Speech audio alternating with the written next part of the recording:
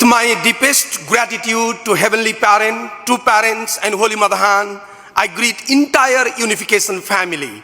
I am Krishna Adhikari, serving as South Asia Regional Director and National Leader of Nepal. I am truly grateful for this precious opportunity to share my unworthy testimony of 40-day workshop. For over 2 decades, my life of faith following True Parents' footprints has been a journey of many ups and downs. Like many others, I joined movements seeking peace, happiness, and purpose through becoming a peace advocate. That passion soon led me into leadership. Outwardly, my path may look strong and successful, yet inwardly, I must confess that despite preaching peace, I rarely experience deep inner peace, comfort, or joy within myself. Still, my passion for peace never faded. In 2025, I received responsibility for South Asia and Nepal. Instead of confidence, a heavy burden filled my heart. Though South Asia, with nearly 2 billion people, world's immense potential, I felt as if a Goliath of evil stood before the mission. I prayed deeply and even wrote a poem offering my resolve to stand like a David, yet the weight remained. As I continued mission, reflecting on True Mother's burden and suffering, after True Father's ascension, my burden and suffering felt like nothing. One night at 2 a.m., overwhelmed with emotion, I felt deeply connected to True Father's heart as he watches over True Mother. In that moment, though I am not a professional writer, I wrote a song, Oma, Oh Oma, a quiet offering of heart written even before the unjust detention. This song was prepared and released on the occasion of the 13th anniversary of True Father's Universal Sangwa and was sung by a national singer of Nepal.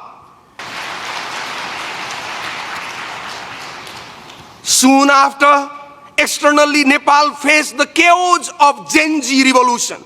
At the same time, an internal chaos unfolded, affecting both the mission and my inner life. On one side were my personal struggles and challenges. On the other, seeing True Mother endure unjust detention broke my heart deeply. I longed to come to Korea and pray nearby close to True Mother. Then came the call for this 40-day devotion through our new Continental Director, Reverend Yutaka Yamada.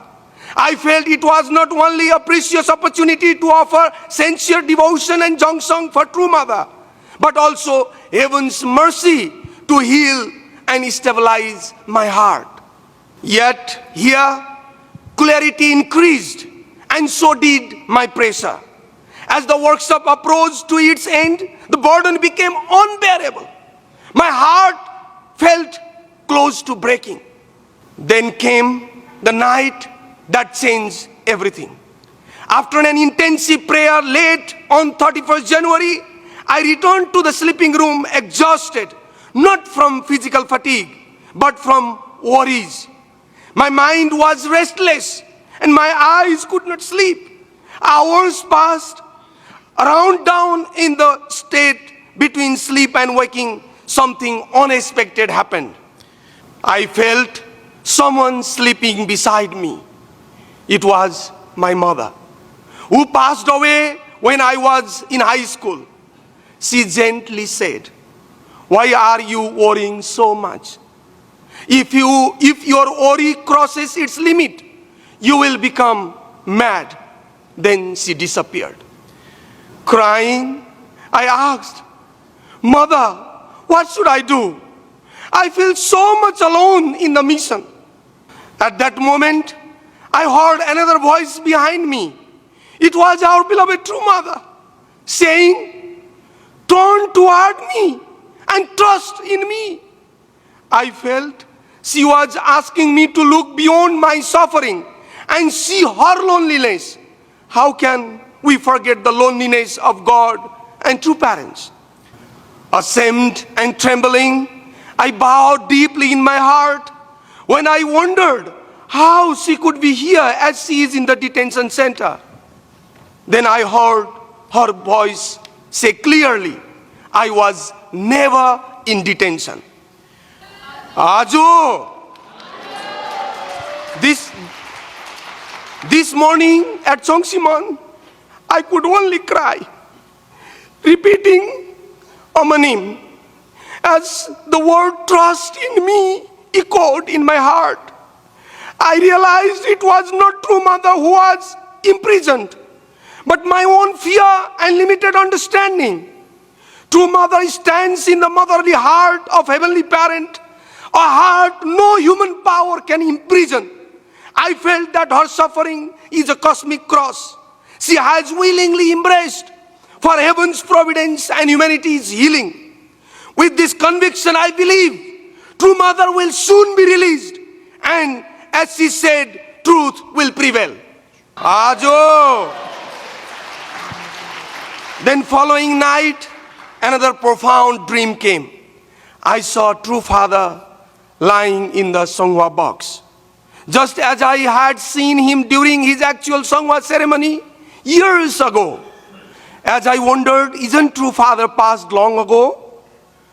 True father suddenly rose with overwhelming authority and thundered toward a leader standing before me, saying, do not lie to me.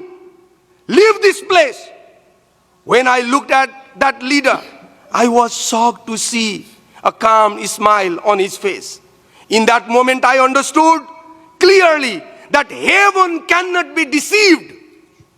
Through this dream, I felt a strong warning from true father, never to lie heaven, never to exaggerate or compromise truth, and never to lead with hypocrisy, beginning first with myself.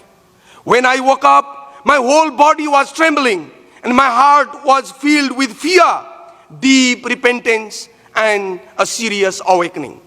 These dreams did not merely comfort me emotionally. They were heaven's grace and awakened me and gave me a new beginning and rebirth. Though I do not yet understand everything, one direction has become clear in my heart. I will return to South Asia and Nepal, not as the old me, but as someone newly reborn, trusting not in my own strength, but not in numbers, not in positions, but in true mother's heart and heaven's guidance. I am determined to offer results in the mission field according to heaven's will, so that even in her place of suffering, true mother may feel comforted. Ajo. I offer my remaining life so that even a small comfort may reach heavenly parent and true parents during this time of great suffering. 참어머님 사랑합니다. 감사합니다.